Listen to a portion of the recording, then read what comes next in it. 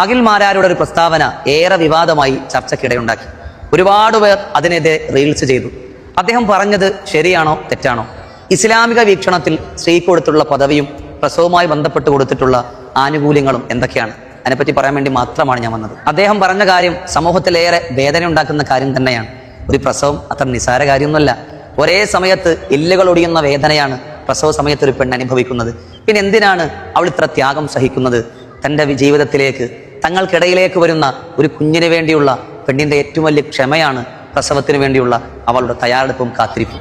ആ ഒരു സന്തോഷ നിമിഷത്തിനു വേണ്ടി, ആ വലിയ ആഗ്രഹ സബലീകരണത്തിനു വേണ്ടി വേദനകളെ പെണ്ണ് സ്വമേധയാ മറക്കുന്നതാണ്. അല്ലെങ്കിലും പെണ്ണെന്ന ഒരു വർഗം ക്ഷമിക്കാനും സഹിക്കാനും പഠിച്ചവർ തന്നെയാണ്. മെൻസസിന്റെ സമയത്തുള്ള കഠിനമായ വേദനയിലൂടെ പ്രകൃതി അവളെ പാകപ്പെടുത്തുകയാണ്. അതിനേക്കാൾ 1000 മടങ്ങ് വേദനയുള്ള പ്രസവത്തിന്റെ സമയത്ത് കരുത്തേകാൻ. അതിന്റെ ഏറ്റവും നല്ല ഉദാഹരണമാണ് മുത്ത ഹബീബിന്റെ ചാരത്തിലേക്ക് ഒരു സ്വഹാബി വരും.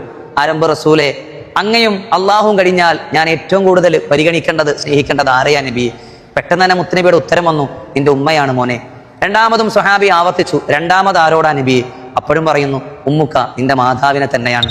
മൂന്നാമതും ചോദ്യം ആവർത്തിച്ചു സ്വഹാബി, ഇനി ആരോടാ നബിയെ? അപ്പോഴും മുത്ത റസൂൽ പറഞ്ഞത്, ഉമ്മുക്ക, നിങ്ങളുടെ ഉമ്മയോട് തന്നെയാണ്.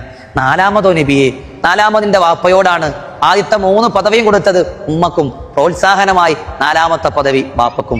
എന്തുകൊണ്ടാണ് മുത്തുനബി 3 പദവിയും പെണ്ണിന് കൊടുത്തതിനെ വിശാലമായി തഴവാവസ്ഥ നമ്മളെ പാടി പഠിപ്പിക്കുന്നുണ്ട്. ഗർഭം ചുമന്നത് 10 മാസം തള്ളയ, പ്രസവിച്ച വേദന തിന്നതും അവർ തന്നെയ, പാലും കൊടുത്തു വളർത്തലും അവരാണ്, ഈ 3 കാര്യം വാപ്പയിൽ ഒഴിവാണ്. ഒരിക്കലും പുരുഷന് ഗർഭം ചുമക്കാൻ കഴിയില്ല, പ്രസവത്തിന്റെ വേദനയെ സഹിക്കാൻ ആണിനെ കൊണ്ട് കഴിയില്ല. ക്ഷമയോടുകൂടി പാല് കൊടുത്ത് കുഞ്ഞിനെ താരാട്ടുപാടി ഉറക്കാൻ പിതാവിന്റെ കഴിവും ക്ഷമയും കുറവായിരിക്കും. അതുകൊണ്ട് തന്നെയാണ് ഇസ്ലാം ഇത്രമാത്രം സ്ത്രീകൾക്ക് പദവി കൊടുത്തത്. അതുകൊണ്ട് പെണ്ണിന്റെ അധ്വാനത്തിന്റെയും ത്യാഗത്തെയും വില കുറച്ച് കാണരുത്. ഒരുപക്ഷെ അറിയാതെ വായിൽ നിന്ന് വന്നുപോയതായിരിക്കാം. പിന്നെ ഏറ്റവും വലിയ അഖിൽമാരോട് പറയാനുള്ളത്, അബദ്ധം പറ്റിയാൽ എനിക്ക് പറ്റിയെന്ന് പറയാനും സമൂഹം ഒന്നടങ്കം അത് തെറ്റാണെന്ന് പറയുമ്പോൾ അത് അംഗീകരിക്കാനുള്ള ഒരു മനസ്സും ഉണ്ടാകണം. അല്ലെങ്കിൽ നിങ്ങൾ ഒരുപാട് വേട്ടയാടപ്പെടും. നിങ്ങളുടെ ഒരു വാക്കുമതി, എന്റെ നാവിന് അബദ്ധം വന്നു പോയതാ, ക്ഷമിക്കണമെന്ന്. ക്ഷമ ചോദിക്കുന്നവൻ വിനയമുള്ളവരായിരിക്കും. അഹങ്കാരികൾക്ക് അതൊരിക്കലും ചോദിക്കാൻ കഴിയില്ല. അഹങ്കാരം നമ്മളെ നശിപ്പിക്കും, ക്ഷമ നമ്മളെ വല്ലാതെ ഉയർത്തും. ശ്രദ്ധിച്ചാൽ നല്ലതായിരിക്കും.